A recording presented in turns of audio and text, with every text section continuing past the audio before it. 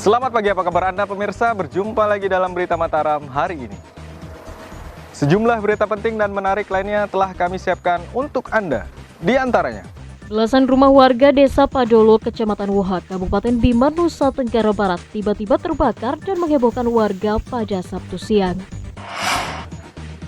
Direktorat Reserse Narkoba Polda Nusa Tenggara Barat berhasil meringkus seorang oknum advokat yang nekat berbisnis narkoba bersama 4 orang pemuda yang merupakan kaki tangannya.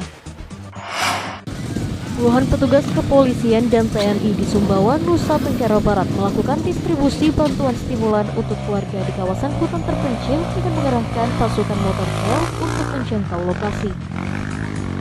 bersama saya Rian Muhdar, inilah Berita Mataram selengkapnya. Belasan rumah warga Desa Padolo, Kecamatan Woha, Kabupaten Bima, Nusa Tenggara Barat tiba-tiba terbakar dan menghebohkan warga pada Sabtu siang. Belasan rumah tersebut diduga sengaja dibakar oknum warga desa lain pasca terjadinya bentrokan antar pemuda yang menyebabkan seorang korban meninggal dunia. Beginilah detik-detik terbakarnya belasan rumah di lokasi perkampungan padat penduduk di Desa Padolo, Kecamatan Woha, Kabupaten Bima, Nusa Tenggara Barat yang terjadi Minggu siang dan berusaha dipadamkan warga dibantu petugas.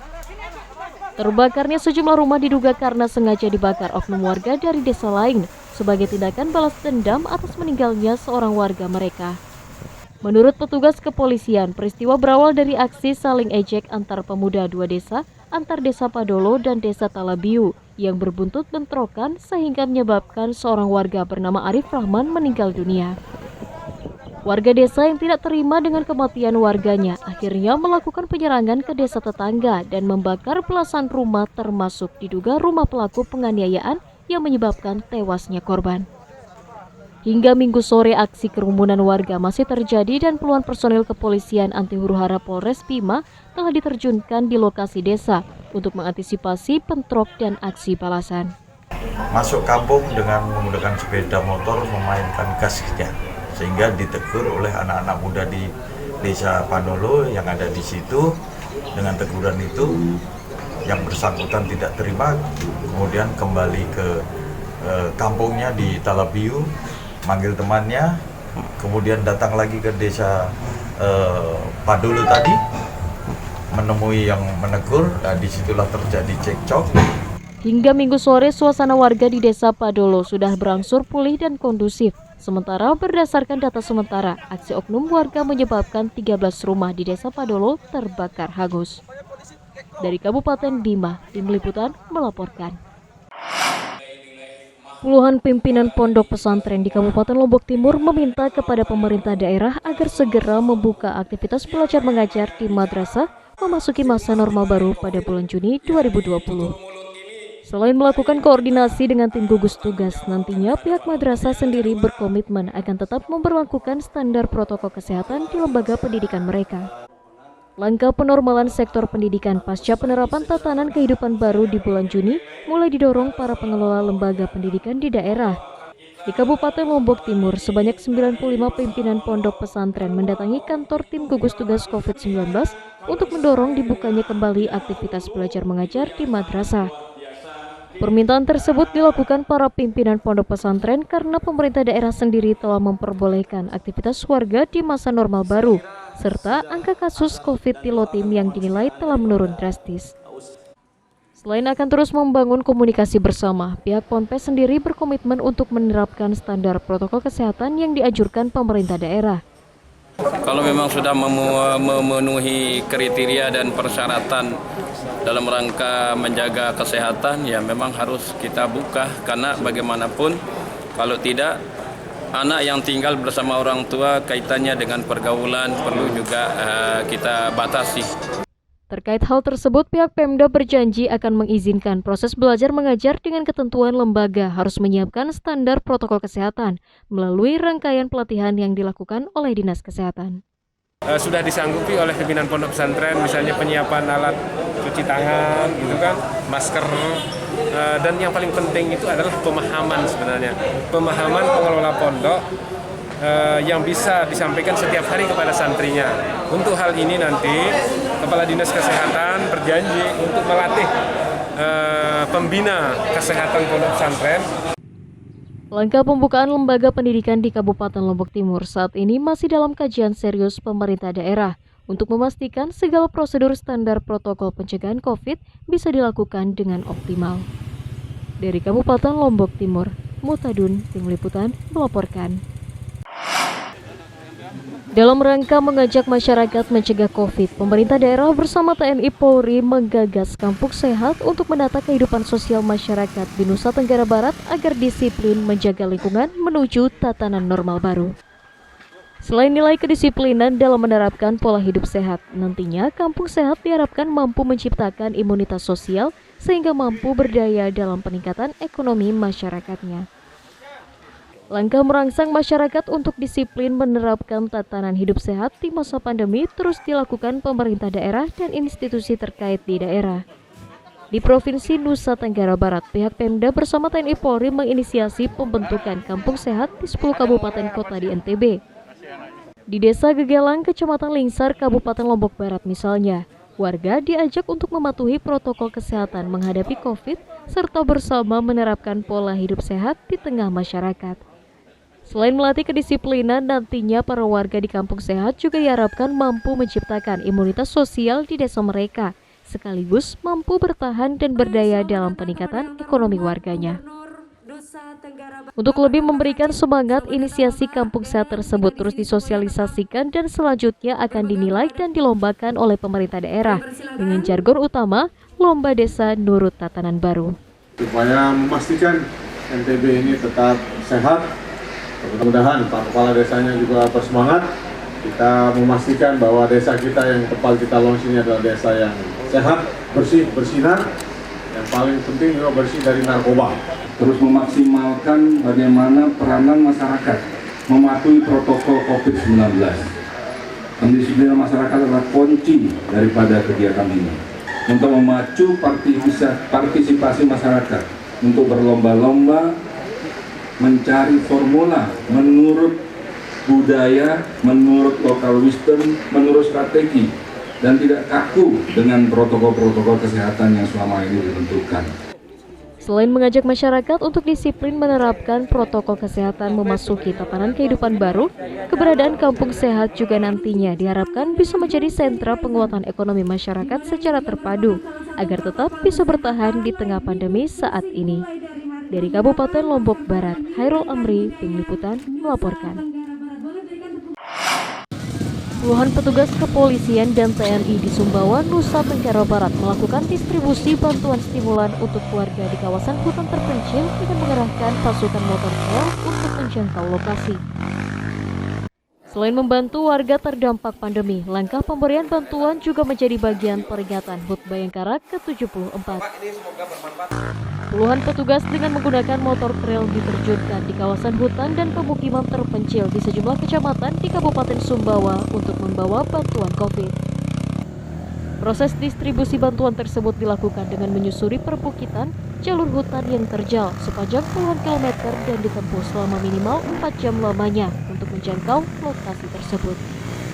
Proses distribusi menggunakan motor trail ditempuh untuk menembus kawasan yang tidak terjangkau bantuan pemerintah karena letak perkampungannya sangat jauh berada di dalam hutan dengan medan yang terjal seperti Desa Tepal, Tangkap Pulit, dan Desa Batu Rotok, Kecamatan Batu Lente. Selain membantu warga terdampak COVID di kawasan terpencil, langkah tersebut juga dilakukan agar seluruh kawasan terpencil dapat mendapatkan bantuan stimulan di masa COVID saat ini. Untuk setelah ini, karena geografis kita selain pegunungan juga ada yang di pesisir-pesisir pantai, ada di beberapa pulau. Nanti kita akan juga mengalokasikan beberapa bantuan ke sana. Selain menyasar di kawasan perbukitan dan hutan kawasan terpencil, proses distribusi bantuan berupa sembako dan alat tulis untuk masyarakat juga dilakukan di pulau terluar yang sulit terjangkau sebagai bagian meringankan beban masyarakat sekaligus menjadi rangkaian HUT Bayangkara ke-74. Dari Kabupaten Sumbawa, Sultan Fahri, Tim Liputan, melaporkan.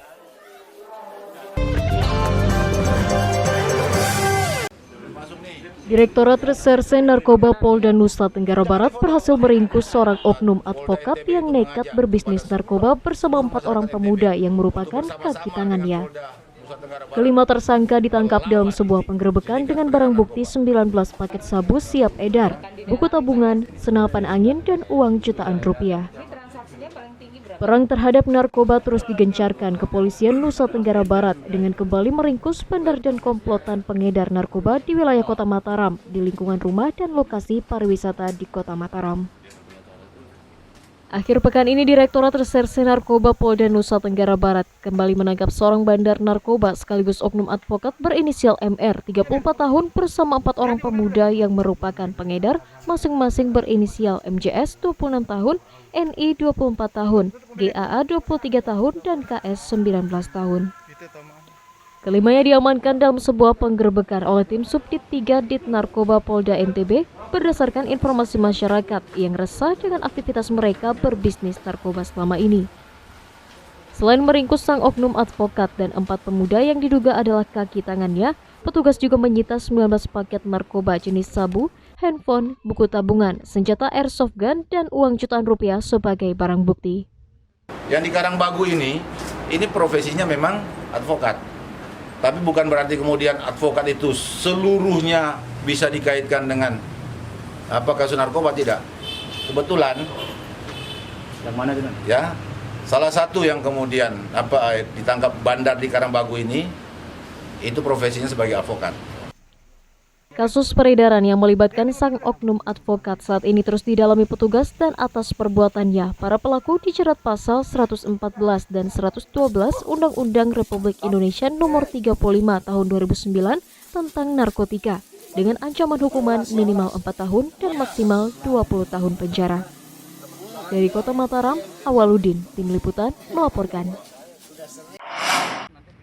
Ratusan liter miras tradisional berhasil disita Satuan Polisi Pamung Praja Kabupaten Lombok Timur dari para penjual miras di sejumlah wilayah tanpa mengindahkan larangan pemerintah daerah. Selain menyita barang bukti miras, petugas juga melakukan langkah pro justisia kepada para pedagang miras yang tetap membandel dan tidak mengindahkan peringatan petugas. Langkah pemberantasan penyakit masyarakat berupa peredaran minuman keras terus dilakukan pemerintah daerah meski di masa pandemi. Di Kabupaten Lombok Timur, razia miras kembali digelar petugas Satuan Polisi Pamung Praja setempat dengan menyasar sejumlah lokasi yang disinyalir menjadi tempat transaksi miras. Dalam razia tersebut, petugas menyita sebanyak 110 liter miras jenis tradisional dari sejumlah pedagang yang tetap nekat berjualan dan tidak mengindahkan larangan dari petugas. Selain menyita barang bukti miras, petugas juga meringkus 5 orang pemilik miras dan mengenakan tindakan pro justisia terhadap mereka sebagai efek jera. Sampai 100-an liter lebih barang bukti miras yang kita amankan. Apakah itu jenis berem maupun jenis tua. Jadi kalau untuk efek jera, sebagian besar yang kami tangkap untuk pelaku-pelaku miras ini kami sidangkan di pengadilan. Untuk meminimalisir peredaran miras, petugas akan terus melakukan operasi minuman keras dan penyakit masyarakat di seluruh wilayah Kabupaten Lombok Timur untuk memastikan kondusivitas daerah tetap terjaga di masa pandemi. Dari Kabupaten Lombok Timur, Mutadun, Tim Liputan melaporkan. Memasuki masa normal baru, Komisi Pemilihan Umum Kabupaten Sumbawa terus bersiap untuk menyelenggarakan pemilihan kepala daerah sesuai dengan arahan KPU Pusat. Selain akan melakukan koordinasi lintas sektor dalam pelaksanaannya, pihak KPU juga akan menerapkan standar protokol kesehatan dalam rangka pencegahan resiko COVID-19.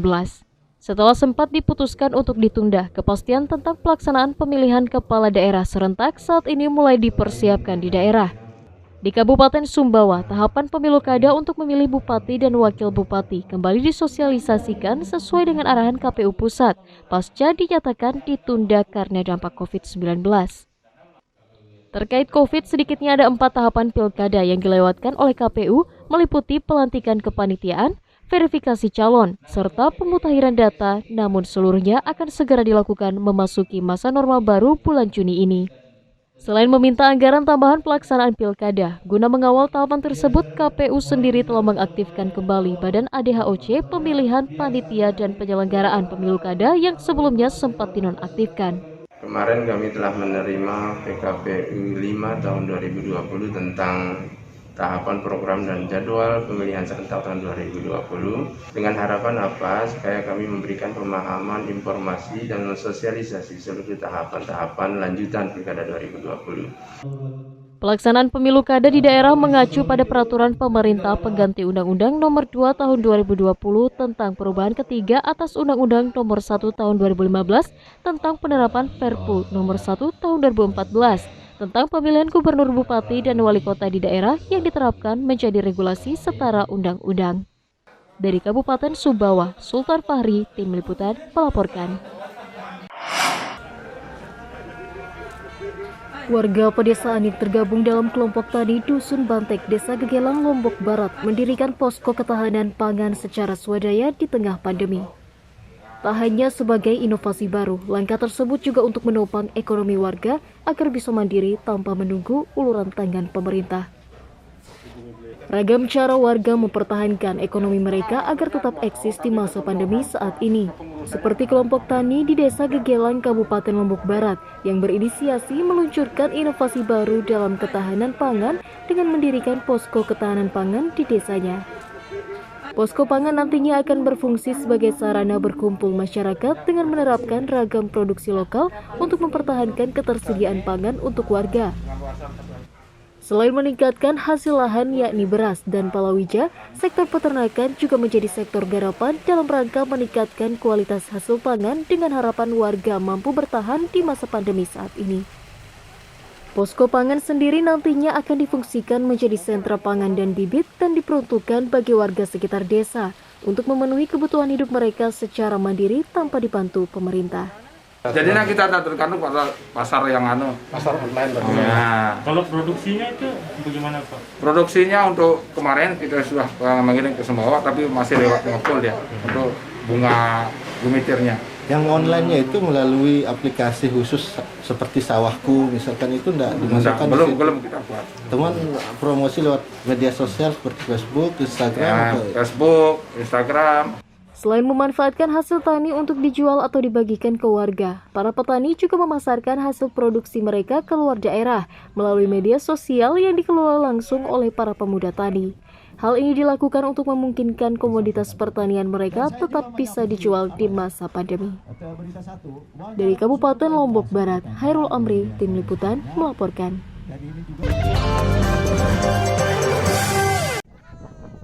Banyak cara dilakukan untuk tetap bisa belajar di masa pandemi. Di Kabupaten Lombok Barat, kelompok komunitas pengajar non-formal mengumpulkan anak-anak dari desa terpencil untuk bisa belajar bertatap muka, mulai dari di atas bukit yang jauh dari keramaian. Selain karena aktivitas sekolah formal yang libur karena pandemi, langkah tersebut diambil karena ketiadaan jaringan internet yang menyebabkan mereka tidak bisa mengikuti pembelajaran yang dianjurkan pemerintah. Meski tak lagi berseragam dan mengenakan pakaian bermain, puluhan anak-anak desa terpencil di Lombok Barat, Nusa Tenggara Barat terlihat antusias berkumpul untuk mengikuti pembelajaran di atas Bukit Cacing yang terletak di Desa Taman Sari, Lombok Barat. Keputusan belajar di atas bukit diselenggarakan kelompok komunitas pendidikan bernama Literasi Balai AD sebagai upaya agar para anak tetap bisa belajar dan menambah pengetahuannya di masa libur sekolah akibat COVID saat ini. Untuk sampai ke bukit lokasi belajar, para pengajar dan peserta didik harus mendaki jalur yang tinggi sejauh 9 km. Tujuannya adalah untuk menghindar dari keramaian dan kerumunan. Ketiadaan fasilitas berupa internet dan juga smartphone untuk belajar jarak jauh yang dimiliki para siswa membuat mereka tetap harus menempuh metode belajar tatap muka dengan dipandu para komunitas pendidikan non-formal di desanya. Tak hanya mengaku jenuh dan ingin bersekolah dengan normal, kehadiran mereka belajar dengan berkumpul di atas bukit yang jauh dari keramaian membuat para siswa mengaku senang bisa belajar kembali meski dalam keterbatasan. Pas gencar COVID-19 itu kita sempat berhenti gitu kan. Jadi kita berusaha datang lagi untuk ngajak anak-anak ini belajar, terus biar belajar itu tetap kontinu, karena kalau di lokasi seperti ini belajar jarak jauh, belajar di rumah itu nggak efektif karena orang tua mereka nggak peduli gitu. Senang nggak belajar kayak gini? Senang sih. Apa aja yang diajarin? Matematika, biologi, semua pelajaran ya didapat di sini ya. Semangat para pengajar dan peserta pendidikan non-formal untuk tetap bisa belajar mengisi waktu libur sekolah di masa pandemi harus menjadi contoh positif bahwa proses pembelajaran harus tetap berlangsung dan bisa dilakukan meski dalam kondisi keterbatasan jarak maupun teknologi karena berada di daerah terpencil. Dari Kabupaten Lombok Barat, Hairul Amri, Tim Liputan melaporkan. Realisasi penyaluran program jaring pengaman sosial bagi warga terdampak COVID-19 di Kabupaten Lombok Tengah terkonfirmasi menembus angka 97%. Sementara sisanya sebanyak 304 kepala keluarga tidak menerima JPS karena masih bekerja di luar negeri dan meninggal dunia tanpa ada ahli waris. Realisasi penyaluran bantuan jaring pengaman sosial tahap 1 bagi masyarakat terdampak COVID-19 di Kabupaten Lombok Tengah telah mencapai 97% dari total 10.000 kepala keluarga yang menerima. Dari total 10.000 penerima tersebut, terdata sebanyak 304 keluarga terkonfirmasi tidak menerima bantuan JPS karena yang bersangkutan masih bekerja di luar negeri dan ada yang telah meninggal dunia tanpa ada ahli waris. Bagi jatah bantuan JPS milik warga yang tidak tersalurkan, dananya akan dikembalikan ke kas daerah dan akan disalurkan pada tahap berikutnya dengan mengganti penerimanya. Untuk memastikan serapan JPS mencapai 100%, saat ini pemerintah daerah tengah dalam proses perbaikan data penerima untuk penyaluran program JPS tahap kedua. Kita di JPS Bersatu ini 97%. Dan nanti di akhir bulan ini kita sedang rencanakan, kami sedang memperbaiki data juga sasaran. Berbeda dengan JPS pemerintah provinsi, Pemda Lombok Tengah menyalurkan stimulan JPS dalam bentuk uang tunai sebesar Rp600.000 per keluarga yang dialokasikan untuk 10.000 keluarga kurang mampu yang terdampak COVID-19. Dari Kabupaten Lombok Tengah, Lukmanul Hakim, Tim Liputan melaporkan.